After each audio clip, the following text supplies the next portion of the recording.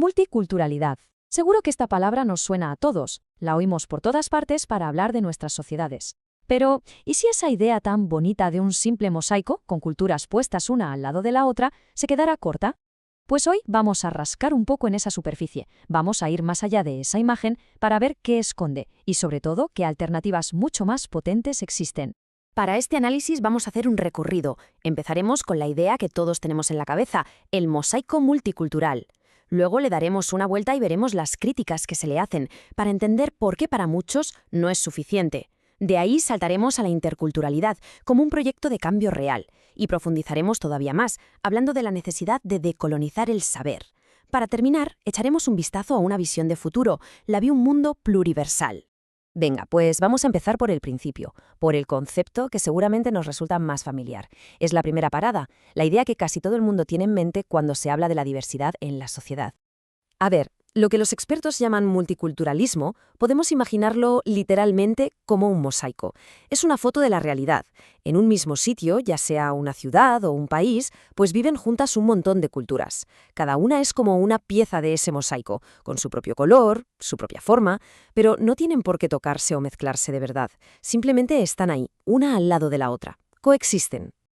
Y ojo, esta idea parte de principios que suenan muy bien, ¿eh? Busca hacerle un hueco a esa diversidad, se basa en ideales liberales de igualdad y, sobre todo, de tolerancia. El objetivo, en teoría, es fantástico, conseguir la famosa unidad en la diversidad, que cada grupo pueda convivir en paz.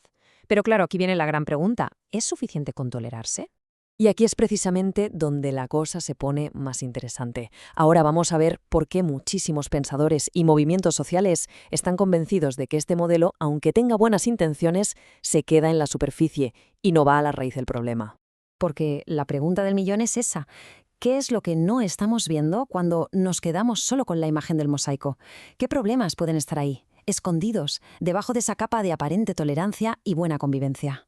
Bueno, pues la crítica más potente es que el multiculturalismo, al quedarse solo en la tolerancia, muchas veces lo que hace es mantener las desigualdades que ya existen. No toca las estructuras de poder que históricamente han beneficiado a unos grupos y perjudicado a otros. De hecho, puede llegar a tapar un racismo más sutil. En resumen, es como si no cuestionara las reglas del juego. Solo añade jugadores nuevos a una partida donde las normas ya estaban escritas por el equipo dominante. Y esto nos lleva a una distinción que es clave para entender todo. Los analistas hablan de dos tipos de interculturalidad, una funcional y otra crítica. La funcional es la que suelen adoptar los estados. Es tolerante, sí, pero su fin último es mantener la cohesión social.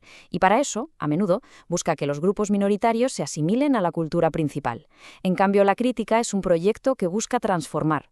No quiere asimilar a nadie, lo que quiere es poner sobre la mesa las desigualdades históricas para construir algo totalmente nuevo y de verdad equitativo. Venga, pues vamos a meternos de lleno en esta alternativa. ¿Qué significa de verdad eso de la interculturalidad como un proyecto activo? Un proyecto que busca un cambio profundo. El punto más importante aquí es que la interculturalidad, vista así, no es algo que ya existe. No es un hecho como la multiculturalidad. Es un proyecto, un proceso, algo que hay que construir. Se trata de crear, a propósito, relaciones de intercambio que sean justas.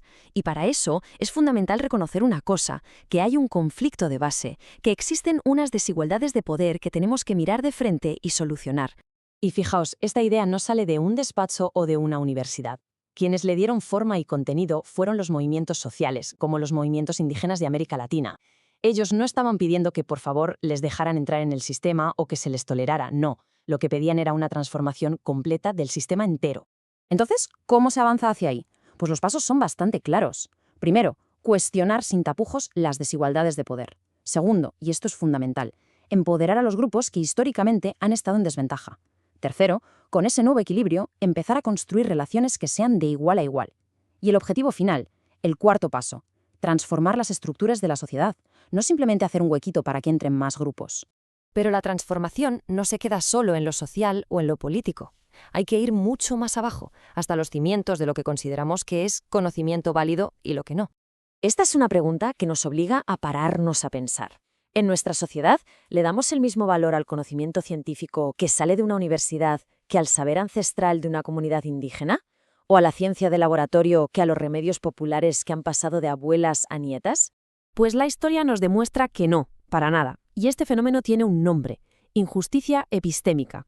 Es ese proceso, muy ligado al colonialismo, por el cual se han menospreciado, ignorado o incluso destruido a propósito los conocimientos de ciertos grupos.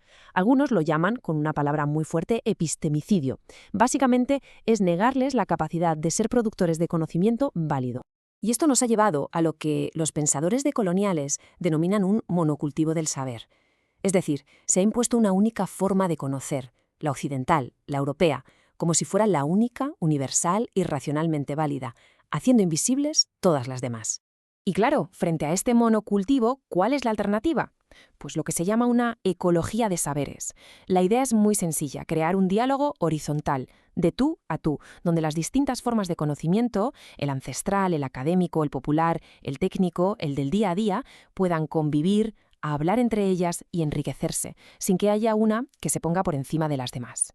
El sociólogo Aníbal Quijano lo clava con esta frase, cuando dice que lo verdaderamente irracional es pretender que la forma de ver el mundo de una pequeña parte de la humanidad se imponga como la única válida para todo el planeta. Y todo esto que hemos ido viendo nos lleva directos a la última parte de nuestro análisis, una visión de futuro, un proyecto que intenta imaginar cómo sería un mundo que fuera más allá de la modernidad que conocemos. El filósofo Enrique Dussel es quien propone este concepto de transmodernidad. Y es muy importante entender esto. No se trata de ser antimoderno o de rechazar la modernidad. La idea es trascenderla, ir más allá.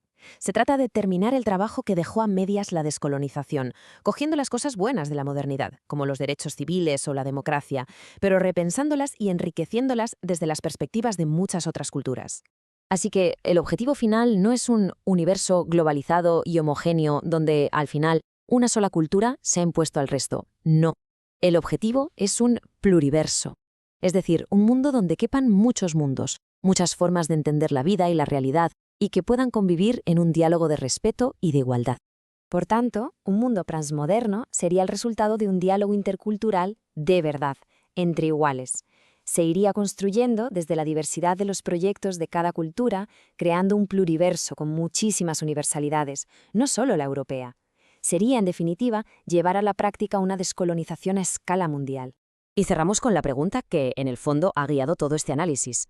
Ante la increíble diversidad del mundo, ¿nos basta con la coexistencia tolerante del mosaico multicultural? ¿O es necesario meterse en el proyecto, mucho más difícil pero quizá mucho más justo, de transformar las estructuras para construir algo completamente nuevo? Una pregunta que, desde luego, da para pensar.